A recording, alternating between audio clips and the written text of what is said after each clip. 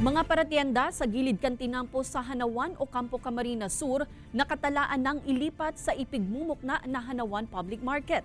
Alagad magiging bentahan sa bagong pwesto, iyo ang pigahandalan ngunyan kan mga pirang mga paratienda. Si Jessica Kalinog para sa detalye. Para sa mga biyahero, bako ng bagoan porsyon na inikan banwaanin o kampo. Crossing kan Barangay Hanawan kung saan nasa gilid sa nakantinampuan merkado. Alagad sa masunod na taon, ang mga pwestong ini piglalauman ng mailipat sa ipigmukna na Hanawan Public Market na yaon sa naman sa parehong lokasyon, alagad mas harayo na sa tinampo. Nakulao na bagay ining tabang sa mga tao ta, inot na inot.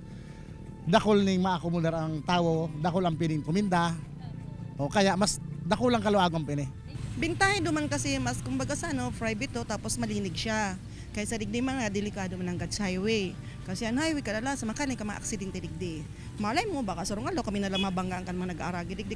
Kadaklan sa mga paratsenda digdi, haros dekada naman ang haloy na nakapwesto sa gilid kan tinampo. Arog na sana ni Nanay Violeta.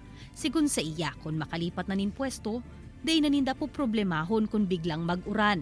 Day naman mababasaan mga paninda, asin day naman malalabuyan ang tindahan. Alagad an sa indang paghandal. Ang piglalang umay may baka yago kon mang day may aram kung maluya duman ang bintahan. Taharayo na kaya sa gilid kan tinampo. Sigun sa project engineer kan edifisyo, mayo nin dapat na ikahandal ang mga paratsenda pag-abot sa sales. Urog na kun matapos na ang widening kandalan asin mabilog na ang parking lot sa lugar. Mas magiging accessible man kaya ini sa publiko. Ang kagandahan po kasi niyan, pwede siyang pang stopover ng bus kasi may parking lot eh. So, madami talagang tao na bababa doon sa palengke. Hindi nila poproblemahin yung sales nila, gawa ng matao din talaga.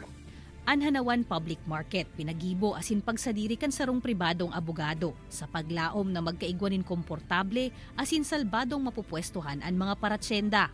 January 2024 ang target na soft opening kaini. 81 stalls ang pwedeng okuparon kan mga nagtitinda nin dry asin wet goods.